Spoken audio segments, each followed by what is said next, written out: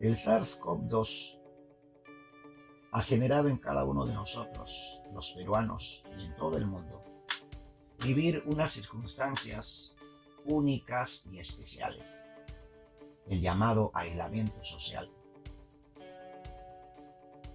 Estamos viviendo un encierro literalmente correspondiente a una cuarentena, después que la Organización Mundial de la Salud el día 11 de marzo declarara a la COVID-19 como pandemia.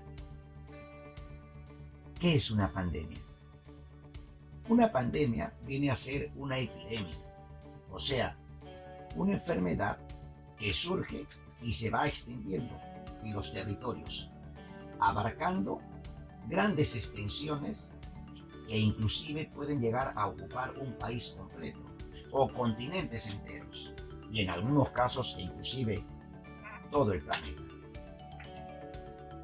A través de la historia de la humanidad hemos vivido diferentes pandemias: la viruela, el sarampión, la gripe española, la peste bubónica, pandemias que han traído como consecuencia la muerte de cientos de millones de personas.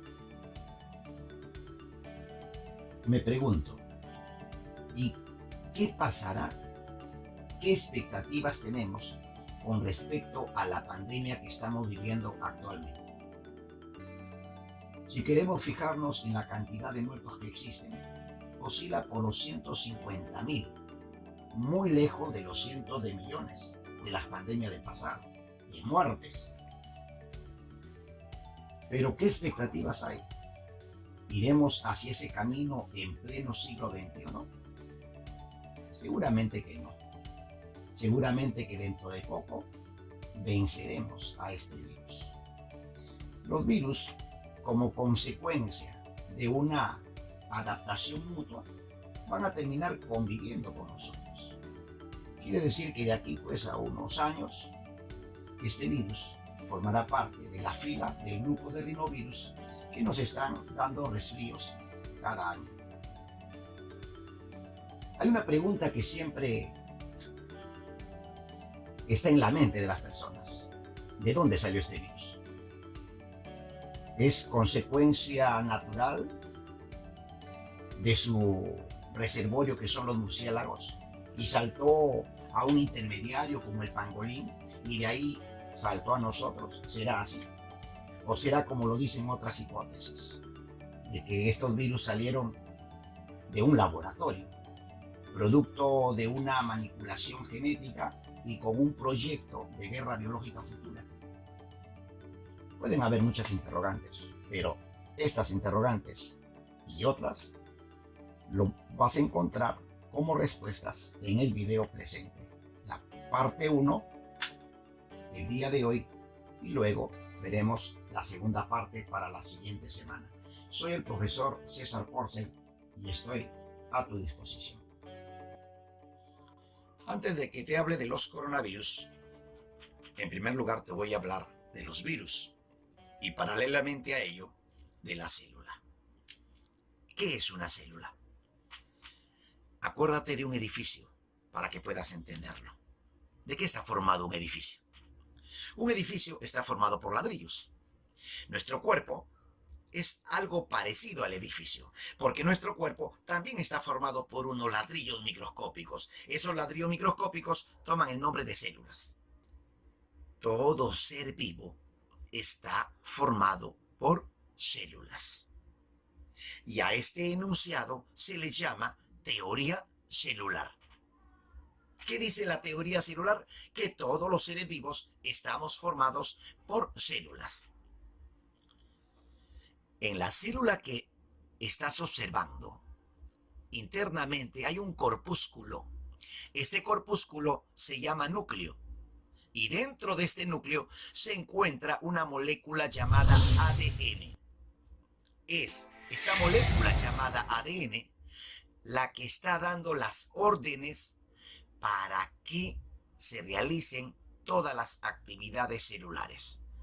O sea, cualquier cosa que se realice en la célula es porque lo ha ordenado el ADN. Al ADN podríamos compararlo con un rey y al núcleo con su palacio. Las órdenes salen del palacio, las órdenes salen del rey, que viene a ser el ADN. ¿Los virus son células? Por supuesto, los virus no son células. No tienen las estructuras propias de una célula. Por lo tanto, según la teoría celular, los virus no son seres vivos. ¿Y a dónde se está dirigiendo este virus? Esta partícula ultramicroscópica se está dirigiendo al núcleo, se está dirigiendo al palacio donde se encuentra el ADN. ¿Por qué le llamo ultramicroscópica? ¿Qué significa ultramicroscópico? Significa que esta partícula es tan pequeñita que ni siquiera lo puedo ver con el microscopio común. Si yo quiero verlo, necesitaría de un microscopio muy potente. Ese microscopio muy potente se llama microscopio electrónico. Los virus son partículas ultramicroscópicas. Mira, se está dirigiendo al núcleo. Se está dirigiendo al núcleo. ¿Y qué sucedió? Ha apresado al rey, ha apresado al ADN. ¿Y sabe lo que le ha dicho? De aquí en adelante, el que manda soy yo. Y es verdad, porque de aquí en adelante el virus que está dentro del núcleo va a dar las órdenes. Y de ahí en adelante la célula se convierte en su esclava. Comienza a replicar y a replicar nuevos virus. Todo virus, para poder replicarse, necesita estar dentro de una célula. Los virus son parásitos perfectos. ¿Por qué decimos que los virus son parásitos perfectos? Pensemos en los piojos. Los piojos que pueden llegar a nuestra cabeza. Nos parasitan, o sea, se aprovechan de nosotros. Succionan nuestra sangre. Pero una vez que reciben nuestra sangre, el piojo trabaja y trabaja. ¿Trabaja para qué? Para formar sus propios componentes. O sea, el piojo es un parásito, pero no es un parásito perfecto. Sin embargo, los virus sí son parásitos perfectos. Los virus no trabajan. Un virus simplemente entra al núcleo y hace que la célula trabaje. Entra al núcleo, apresa al ADN y las órdenes parten. ¿Y qué dicen las órdenes? Que simplemente se copien réplicas de ellos. Estos virus salen de la célula y poco a poco van destruyendo a la célula, van consumiendo a la célula. Como puedes darte cuenta, los virus en algún momento están dentro de la célula, en otro momento están fuera de la célula. O sea, presentan alternancia intra y extracelular. Alternancia intra y extracelular, ¿qué significa? Que en algún momento están dentro de la célula, están en posición intracelular y en otro momento están fuera de la célula, están en posición extracelular. Por cada virus que entra a una célula, se liberan más de 100.000 de ellos. ¿Te puedes dar cuenta qué pasará con estos más de 100.000 virus? Estos más de 100.000 virus infectarán nuevas células para que en cada célula el ciclo se repita una y otra vez. Es esa la razón por la cual un virus tiene la potencialidad de causar la muerte, puesto que acaba con millones de nuestras células. La cantidad de virus que existe es enorme. Tanto así que podemos afirmar que no puede existir en el planeta un solo ser vivo que a lo largo de todo su ciclo de vida no haya sido infectado por un tipo de virus. Surge entonces la siguiente interrogante: ¿desde cuándo los virus nos están parasitando? Alguien dijo de que la extinción de los dinosaurios se debe a un virus.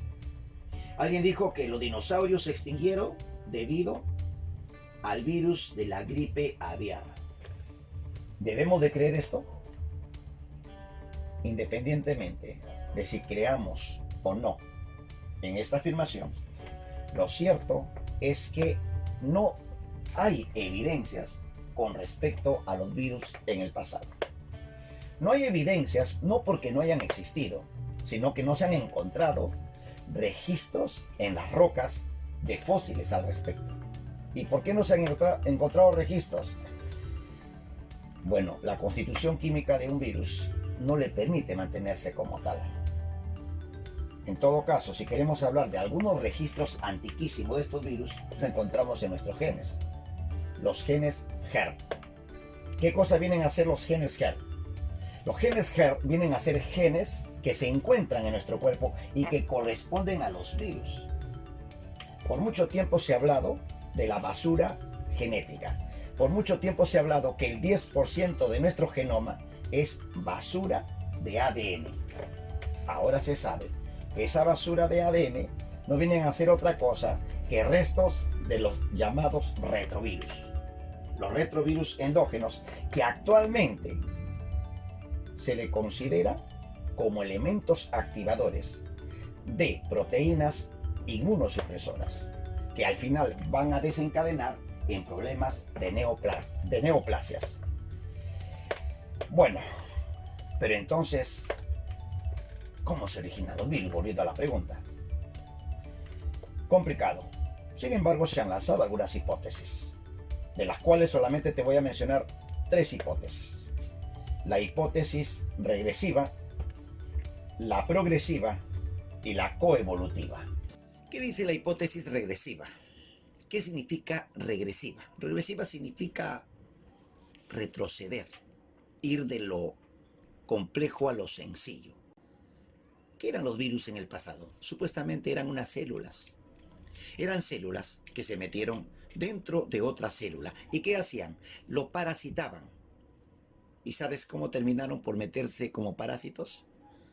Terminaron convirtiéndose en asociaciones supramoleculares. Una asociación supramolecular es una condición inferior a una célula. Tú lo sabes. En los niveles de organización, date cuenta. El nivel de célula es superior al nivel de organización supramolecular. O sea, los virus eran células y se han convertido en asociaciones supramoleculares. ¿Por qué? Porque al ser parásitos intracelulares, dependieron tanto de la célula, que si en cierta circunstancia esta célula moría, tenían que buscar una nueva célula para sobrevivir. ¿Qué le había pasado? En realidad, mediante procesos de adaptación, estas entidades habían perdido algunos genes que no les permitía sobrevivir fuera de las células. Dentro de las células, poco a poco, fueron adaptándose e inclusive comenzaron a crear mecanismos de replicación, comenzaron a generar mecanismos de replicación. Cuando ya podían formar copias de sí mismos, ya podemos decir que eran virus. No te olvides, los virus son considerados parásitos intracelulares obligatorios y que con el transcurrir del tiempo no solamente tuvieron la capacidad de poder replicarse, sino que con el transcurrir del tiempo también generaron mecanismos de poder sobrevivir, mantenerse fuera de una célula. Pero si querían replicarse, necesariamente tenían que estar dentro de una célula. ¿Qué hechos pueden respaldar esta hipótesis? Las riquecias y las clamidias. ¿Qué son las riquecias y las clamidias? Son bacterias. Son bacterias que tienen que vivir obligatoriamente dentro de una célula. Las riquecias y clamidias son seres vivos, son bacterias que viven dentro de otra célula de manera obligatoria. Son las riquecias y clamidias las que nos dan la idea de cómo fueron los virus en el pasado. Los virus en el pasado podríamos decir que fueron semejantes a estas riquecias y clamidias. La hipótesis progresiva es todo lo contrario de la regresiva.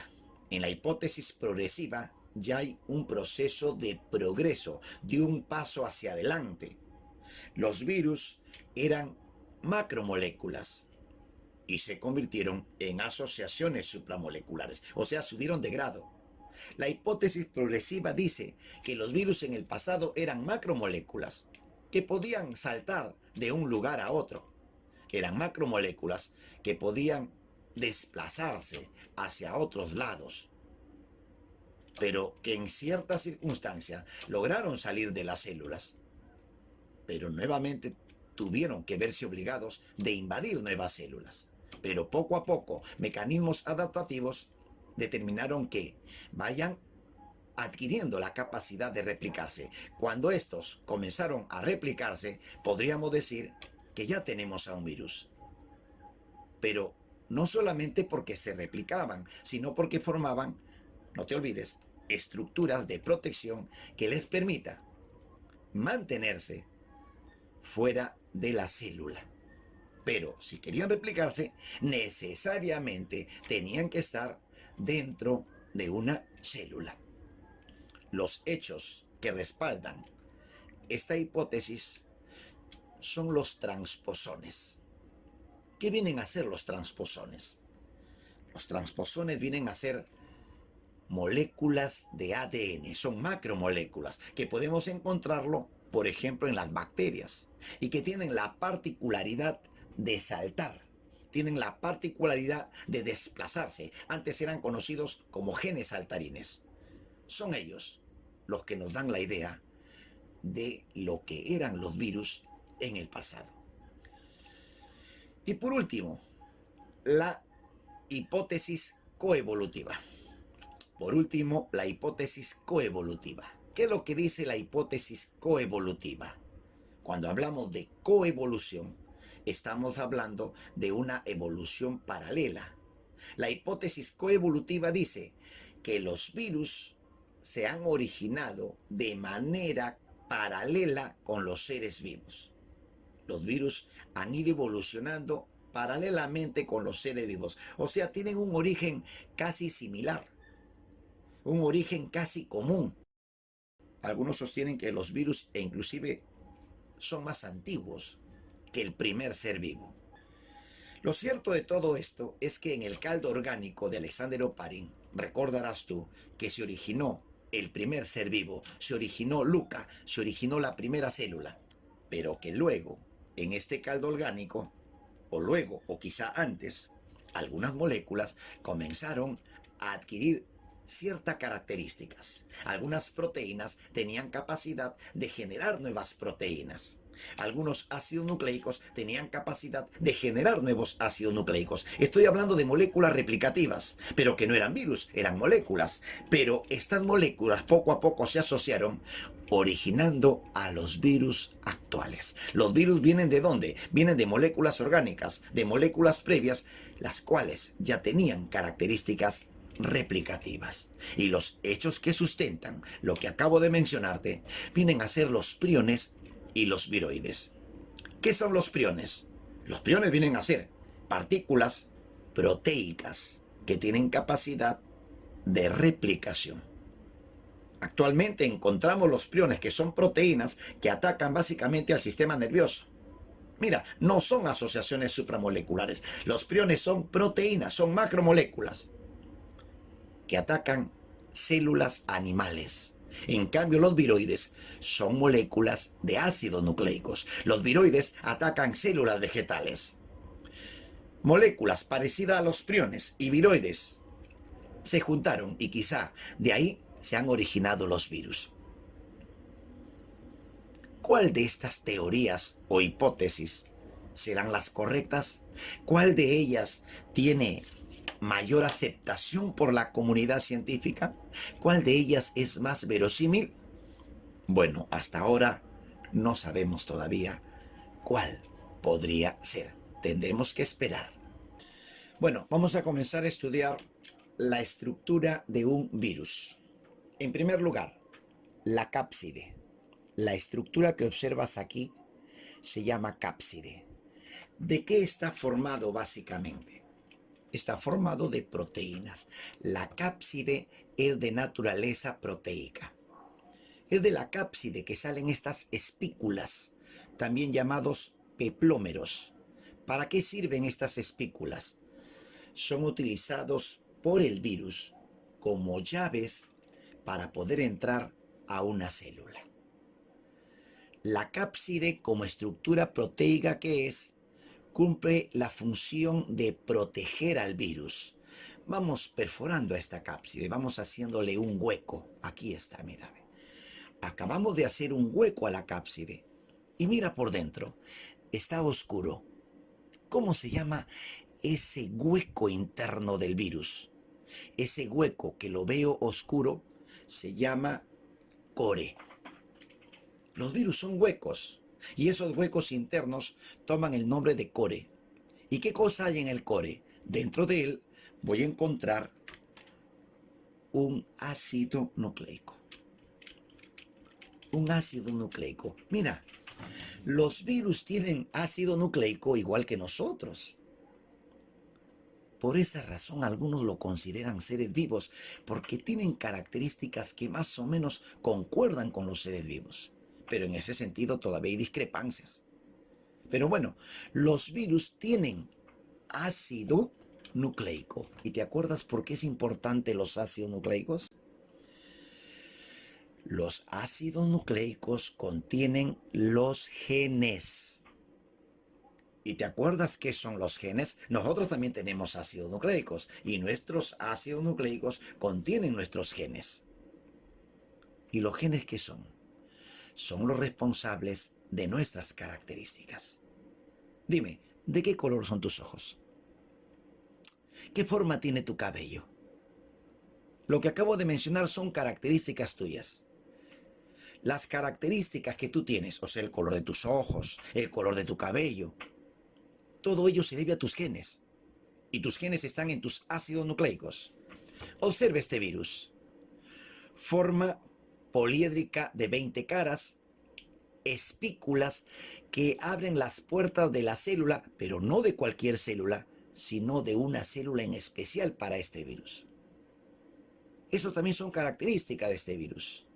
Capacidad infectante, forma del virus, mecanismo de cómo se transmite de un individuo a otro, todos ellos son características y todo ello está escrito en los ácidos nucleicos. Si yo considero a la cápside y al ácido nucleico, en conjunto toma el nombre de nucleocápside. Es lo más sencillo que puedo mencionarte con respecto a un virus. En conclusión, químicamente hablando, ¿de qué están formados los virus? Químicamente hablando, los virus, como puedes ver, están formados básicamente por proteínas y por ácidos nucleicos. Todo virus tiene como base proteínas y ácidos nucleicos. Con respecto a los ácidos nucleicos, en los virus puedo encontrar ADN o ARN. Nunca encuentro los dos. O tiene el uno o tiene el otro. He ahí una diferencia con los seres vivos. Nosotros, como seres vivos que somos, tenemos los dos, ADN y ARN.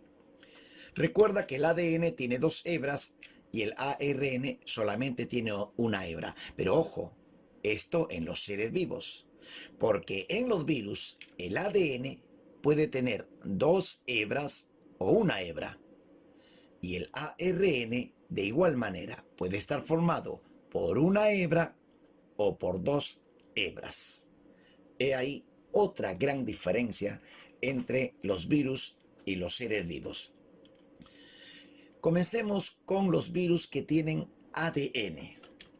Tenemos, por ejemplo, los parvovirus, que generan problemas a nivel de sistema digestivo en los cachorros.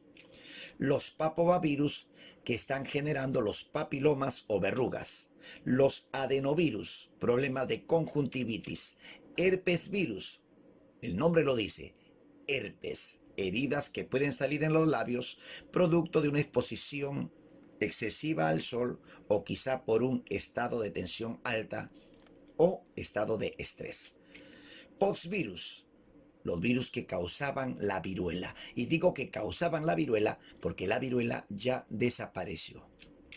Hepanavirus, virus que atacan al hígado. La hepatitis B es producida por un hepanavirus.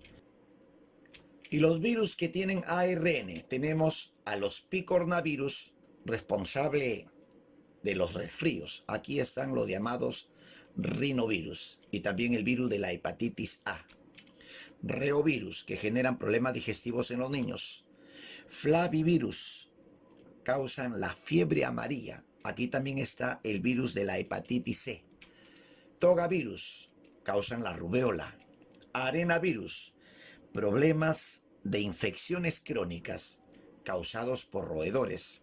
Bunyavirus, problemas de encefalitis. Ortomixovirus, problemas de gripe o influenza. Paramixovirus, sarampión. Rhabdovirus, rabia. Retrovirus, sida. Filovirus, ébola. Y por último, los coronavirus, que son motivo de la clase del día de hoy. Los coronavirus fueron descubiertos en el siglo pasado, muy conocidos por causar problemas de bronquitis en los pollos. Y a pesar de conocerse que también produce problemas similares en el hombre, siempre han sido considerados de baja patogenicidad. No se han encontrado coronavirus en animales de sangre fría. Solamente se han encontrado en animales de sangre caliente. ¿Y quiénes son los animales de sangre caliente? Solamente las aves y los mamíferos. Los coronavirus invaden aves y mamíferos. No hay en reptiles, peces, anfibios, pero sí en aves y mamíferos. Conozcámoslos. En primer lugar, COVID-19. ¿Qué significa COVID-19?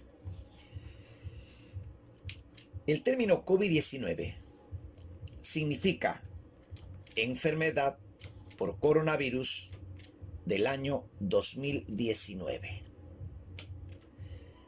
¿Por qué 2019? Haciendo alusión al primer caso que sucedió en Wuhan, China. Entonces, considera muy bien esto. Hablar de COVID-19 es hablar de una enfermedad. Hablar de COVID-19 es hablar de enfermedad. No te vayas a confundir con SARS-CoV-2. Se confunde muchas veces COVID-19 y SARS-CoV-2. Se habla como si fuera lo mismo. No es así. COVID-19 viene a ser la enfermedad. SARS-CoV-2 viene a ser el virus. Viene a ser el agente patógeno que causa la enfermedad. SARS-CoV-2 es el nombre de un nuevo virus, designado recién este año por el Comité Internacional de Taxonomía de Virus. ¿Por qué CoV? CoV viene de coronavirus. CoV significa coronavirus. Lo que sucede es que estos virus presentan en su superficie unas proyecciones. Estas proyecciones me hacen recordar quizá la corona radiante del Sol o quizá la corona radiada del ovocito 2 que sería fecundado por el espermatozoide. Coronavirus, por presencia de una corona. ¿Y qué significa SARS? SARS significa síndrome respiratorio agudo severo. Síndrome. Síndrome viene a ser un conjunto de síntomas propio de una enfermedad. ¿Conoces a alguien que haya sufrido de tuberculosis? Las personas que tienen tuberculosis, ¿qué características tienen o qué síntomas tienen? Fiebre alta, tos constante, sudoración nocturna, además hemoptisis, o sea, expectoración con sangre. Una persona que sufre COVID-19 es una persona que también tiene síntomas como tos seca, diarreas, dolor de cabeza, etc. ¿Y qué significa R? Respiratorio, porque es la vía principal por la cual ingresa el virus. Ingresa vía respiratoria, atacando más que todo los niveles bajos, o sea, a nivel de pulmón. Agudo. Agudo significa que la enfermedad dura poco tiempo, quizá algunas semanas, quizá algunos pocos meses, 3, 4, 5 meses. Yo no voy a decir que la tuberculosis es una enfermedad aguda, porque la tuberculosis es una enfermedad que dura años, por lo tanto, la tuberculosis es una enfermedad crónica. En cambio, COVID-19 es una enfermedad aguda, dura 2 a 3 semanas. De ahí en adelante, o te sanas o te mueres. De ahí, S, que significa severo. ¿Por qué severo? Porque puede matar. COVID-19 es una enfermedad que puede matar. ¿Y por qué el número 2? Si hablamos de un SARS-CoV-2, significa que ya hubo un SARS-CoV-1. Ese SARS-CoV-1, denominado simplemente SARS-CoV, generó un problema en el año 2002, en el mismo país. O sea que los coronavirus han comenzado a generar problemas significativos desde el año 2002 en China. Primero fue el SARS-CoV-1 y ahora estamos sufriendo el problema del SARS-CoV-2. Pero hay otro coronavirus que generó problemas en el Medio Oriente. En el año 2012, el coronavirus del síndrome respiratorio del Medio Oriente, el MERS-CoV, también fue un virus que generó problemas. ¿Cuál es la letalidad del MERS-CoV? 35%. Y del SARS-CoV, 10%.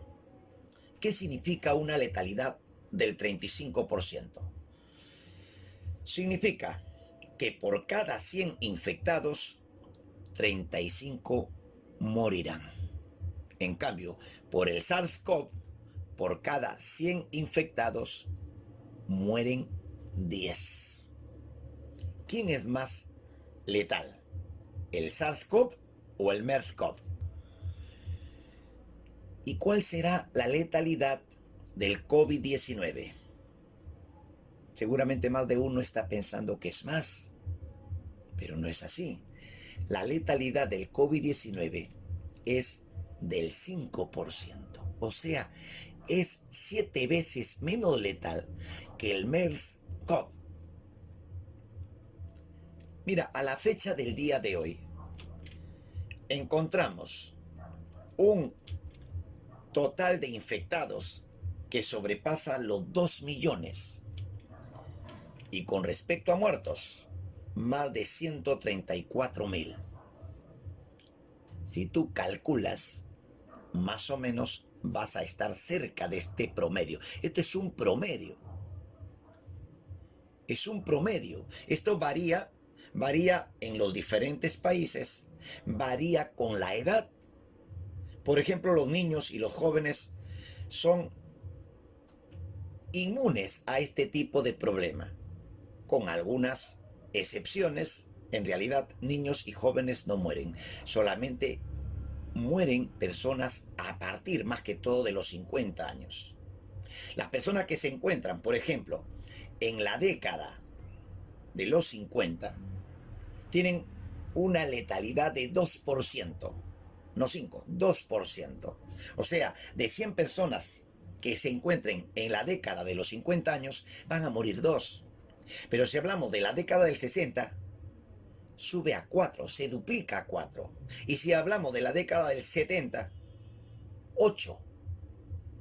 Y lo de la década del 80, 16%. Imagínate, de cada 100 personas de 80 años, 16 mueren. Como puedes ver entonces, se trata de un valor promedio que puede variar considerando la edad, considerando los factores diversos. Podemos darnos cuenta entonces de que no basta con la letalidad, tenemos que evaluar otros factores. Una de las características de COVID-19 es su alta infectividad, su elevado R sub 0. R sub 0 me indica el grado de infectividad que tiene una enfermedad. Y en ese sentido, el SARS-CoV-2 es un virus que tiene alta infectividad, mucho más que el MERS-CoV y el SARS-CoV. Con respecto al curso de la enfermedad, al igual que cualquier enfermedad infecciosa, el COVID-19 tiene su periodo de incubación, o sea, aquel periodo que se inicia con la entrada del agente patógeno hasta los primeros síntomas. Periodo de incubación empieza cuando entró el microbio a tu cuerpo y termina cuando ya se da el primer síntoma.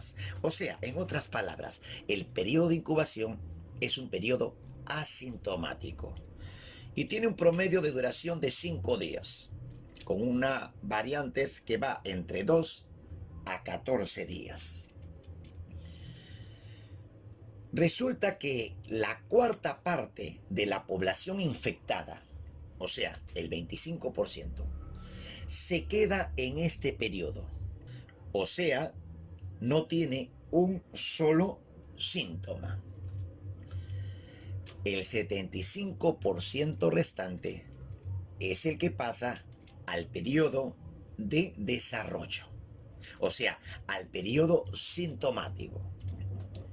En un comienzo, los síntomas pueden ser leves: tos seca, fiebre, síntomas que podría confundirse con un simple resfrío. Y es más de la mitad de los infectados que se quedan solamente con estos síntomas leves. O sea, su situación no se agrava.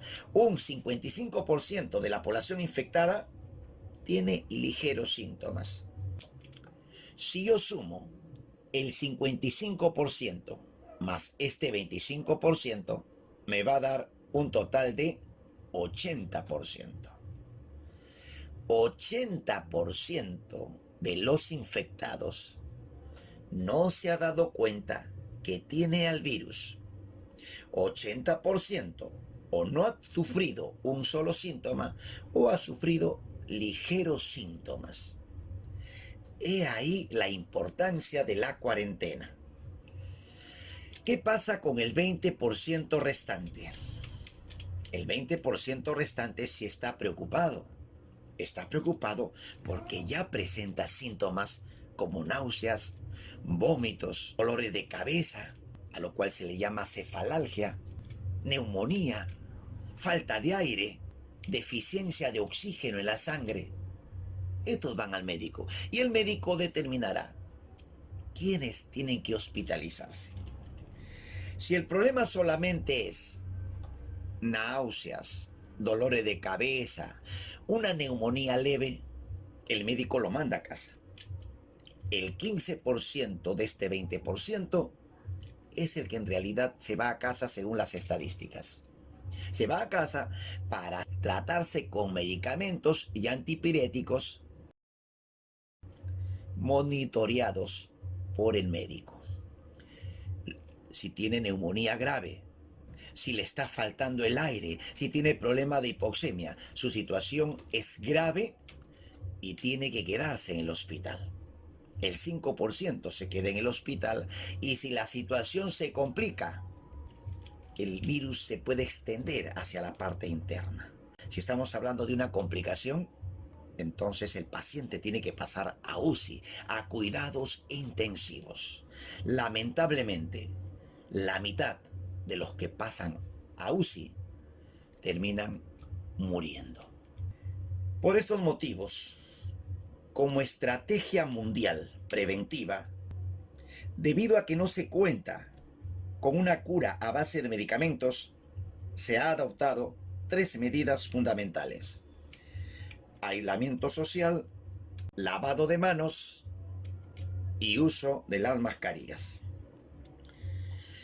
El aislamiento social no solamente implica que no salga de casa, implica también que si por algún motivo tú sales de tu casa, tienes que mantener la distancia correspondiente, una distancia mínima de 1 metro con respecto a otra persona. Con respecto al lavado de manos y lavado de superficies, que no te falte el jabón ni el hipoclorito de sodio, o sea, lejía. A veces pensamos que lo que captan nuestros ojos es suficiente. Nos equivocamos. ¿Sabías que el celular que tú coges a cada rato tiene 30 veces más microbios de la cantidad de microbios que hay en tu inodoro? Pues ahora ya lo sabes. El celular es un objeto que cogemos a cada rato. El uso de las mascarillas de manera correcta. ¿Quién lo debe usar? ¿El enfermo o el sano? La respuesta creo que es obvia. Los dos. ¿Qué es lo que sucede cuando no se usa la mascarilla? Cuando no se usa la mascarilla, el infectado, al toser, estornudar o hablar, lanza los agentes patógenos. Y tú, que estás a 1 metro, podrías recibirlo. Si estás a menor distancia, con toda seguridad. Las probabilidades de contagio en este caso son muy altas.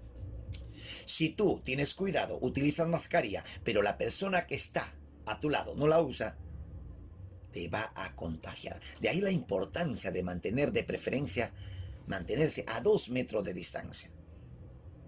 Las probabilidades todavía siguen siendo altas. Pero si la persona que está infectada usa la mascarilla, las probabilidades de contagio van disminuyendo, por supuesto. Lo ideal es que ambos utilicemos mascarillas. Si ambos utilizamos mascarillas, entonces las probabilidades de contagio son muy bajas. Hay poca probabilidad, si mantienes una distancia adecuada, hay muy baja probabilidad de contagio al respecto. Nos quedamos entonces con este último caso, el caso 4. Este último caso es el que todos debemos de practicar. En los coronavirus encontramos los géneros alfa, beta, delta y gamma, siendo el SARS-CoV-2 del género beta. ¿Qué tamaño presentan los virus? Lo recordarás. Recuerda que los virus son partículas ultramicroscópicas. El tamaño del coronavirus está entre 80 a 160 nanómetros. Recuerda que los virus más pequeños miden 20 nanómetros y los virus de mayor tamaño, su tamaño está por los 700 nanómetros. En los coronavirus encontramos una envoltura lipídica. En la explicación anterior vimos de que los virus están formados básicamente por cápside y ácido nucleico. Nada más, eso es lo que hemos visto. Entonces, ahora te voy a agregar, existen algunos virus que además de presentar esta cápside y el ácido nucleico presentan una envoltura de base lipídica. A estos virus que presentan envoltura de base lipídica se les llama virus complejos. En cambio, aquellos virus que no presentan esta envoltura, o sea, están formados solamente de cápside y ácido nucleico, se les llama virus desnudos. ¿Por qué razón?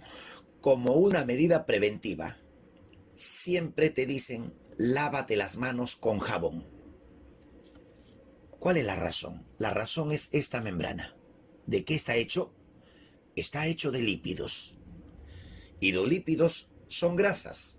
Y tú sabes que el jabón o los detergentes arrasan con la grasa. Muy importante la lavada de manos porque al lavarte vas a destruir la membrana del virus. Y si ha perdido la membrana, has acelerado la destrucción de esta entidad infecciosa.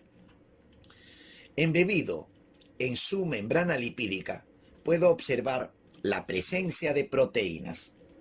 La proteína M, la proteína E, la proteína S. Fíjate aquí, la proteína S. Esto es importante. La proteína S, que está formado por subunidades S1 y S2, es la que le da la característica a esta familia de coronavirus. Recuerda que los coronavirus se caracterizan porque de su superficie salen algunas espículas, salen estructuras que le dan el aspecto de una corona. ¿Qué proteínas son las que le dan el aspecto de corona? Las proteínas S. Estas proteínas S, que no debes de olvidar, estas proteínas S son las que van a ser utilizadas por este virus como llaves. Ya te lo he dicho anteriormente, como llaves para poder penetrar a su célula blanco. Se llama célula blanco a la célula que va a recibir a este virus.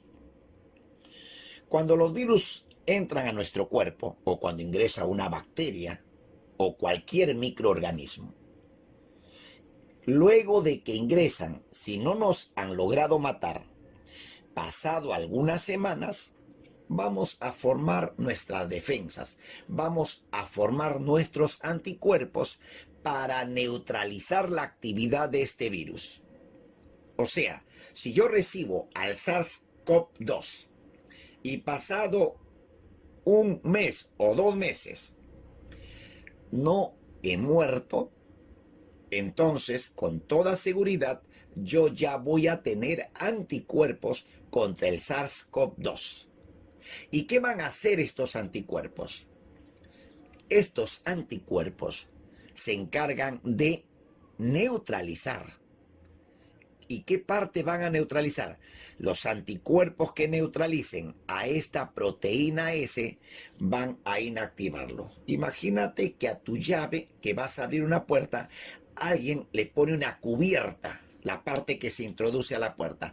Si alguien le pone una cubierta a tu llave ya no va a poder entrar en la cerradura, por lo tanto ya no vas a poder abrir la puerta. Algo similar sucede. Los anticuerpos lo que hacen es unirse a las espículas, unirse a esta proteína S. Y al unirse a esta proteína S, el virus ya no puede entrar a la célula. Entonces, la actividad viral se ha neutralizado. Recuerda que todo lo que te estoy señalando corresponde a la envoltura. Y la envoltura solamente se encuentra en los virus complejos. Señalando a la cápside, esta es de naturaleza proteica. Su proteína principal viene a ser la proteína N. Esta proteína, al formar la cápside, camufla al ácido nucleico del virus, protegiéndolo contra los anticuerpos, protegiéndolo contra el sistema inmunológico. Además, puedo observar el ácido nucleico espiralado. El SARS-CoV-2, por ser un coronavirus, su ácido nucleico es de tipo ARN y es un ARN de tipo positivo. ¿Qué significa que sea positivo? Significa que actúa como ARN mensajero, tal como te explicaré un poco más adelante. El ARN viene a ser el genoma del virus. ¿Qué cosa es un genoma? El genoma viene a ser el material genético. En los seres vivos, el genoma está formado exclusivamente por ácido desoxirribonucleico. El genoma en nosotros está formado solamente por ADN. En cambio, en los virus, su genoma puede estar formado por ADN o por ARN. Los virus que contienen ARN generalmente están formados por 10.000 nucleótidos. Sus cadenas de ARN no pueden ser más grandes porque tienen como características presentar una alta tasa de mutación. ¿Y por qué presentan una alta tasa de mutación? Porque no presentan actividad correctora. Sin embargo, los virus que tienen ADN, su tasa de mutación es baja.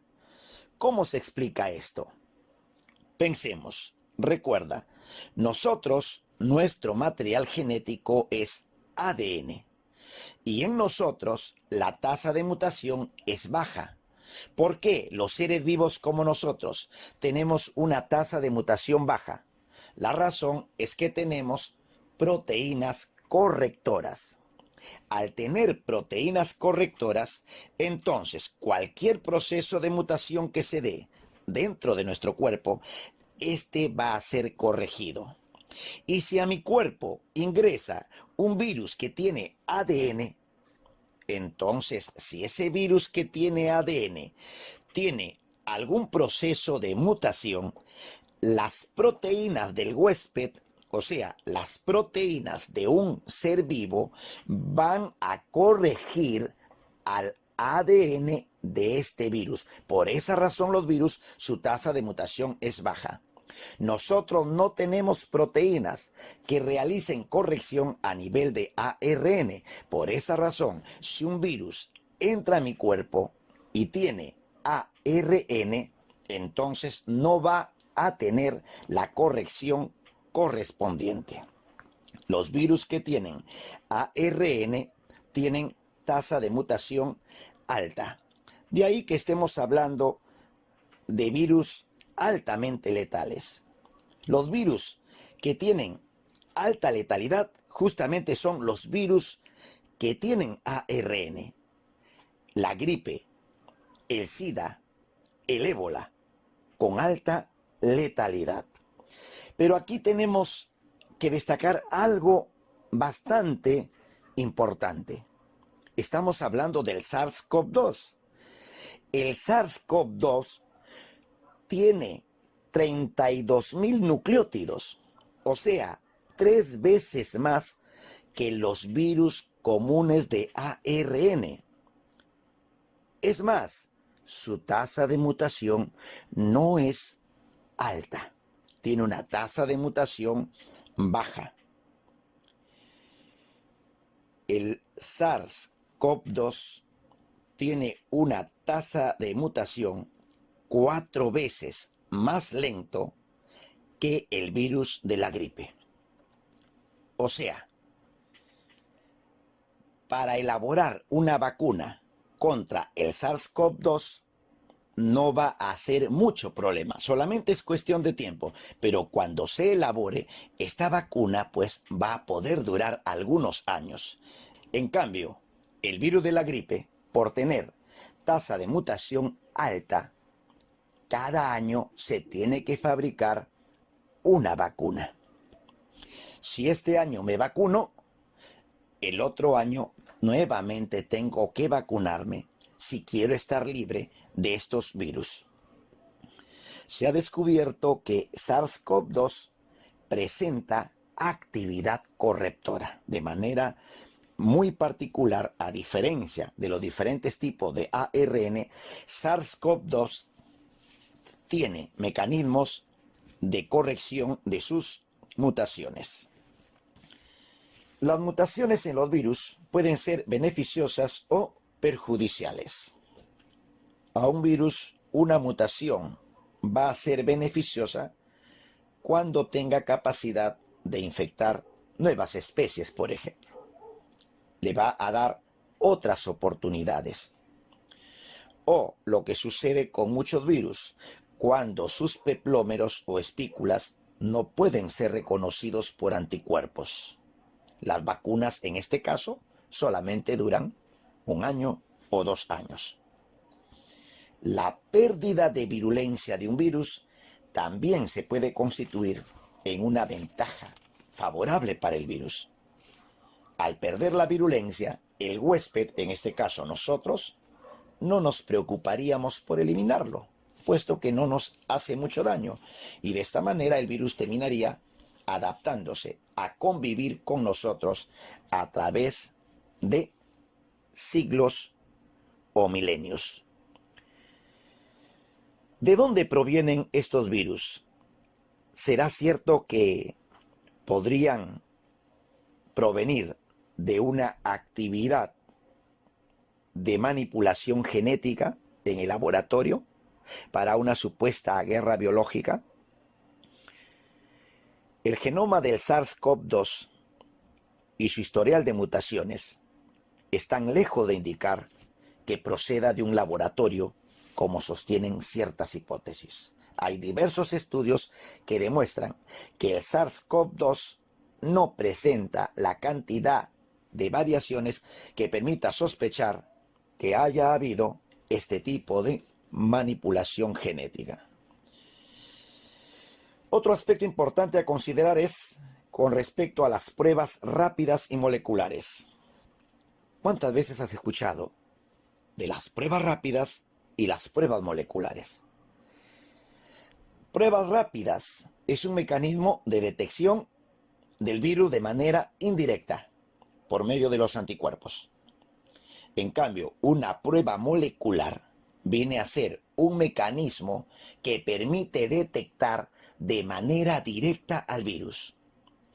En otras palabras, si se sospecha que tú tienes al virus, tú sabes que el virus ingresa a vías respiratorias, llega a tus pulmones y luego sale. Y cuando sale, puede salir por la boca o puede salir por la nariz. Eso quiere decir que en las vías respiratorias vamos a encontrar al virus. Si tú te has infectado con el virus, esos virus van a estar en tus vías respiratorias. Entonces, por un proceso de hisopado, van a sacar una muestra tuya de tu nariz o de tu faringe. Y luego, al microscopio no se va a poder ver porque es demasiado pequeño. Lo que tienen que hacer es someterlo a un PCR. ¿Y qué cosa significa PCR? PCR significa reacción en cadena de la polimerasa. ¿Qué cosa es eso? Es un mecanismo, es una técnica que va a permitir que el ácido nucleico, el ARN del virus que tú tienes, se multiplique por millones. Y si se multiplica por millones, entonces va a ser fácil de ser detectado. La PCR multiplica la cantidad del genoma del virus que tú tendrías. Mediante este mecanismo, entonces, se determinará si tú estás o no estás infectado. Y por último, recuerda que ácidos nucleicos más cápside, la suma de los dos, se llama nucleocápside. ¿Cómo actúan los virus? ¿Qué hacen para causarnos daño? La parte 2 de este capítulo aclarará estas dudas. Muchas gracias, comparte este video y les espero la siguiente semana.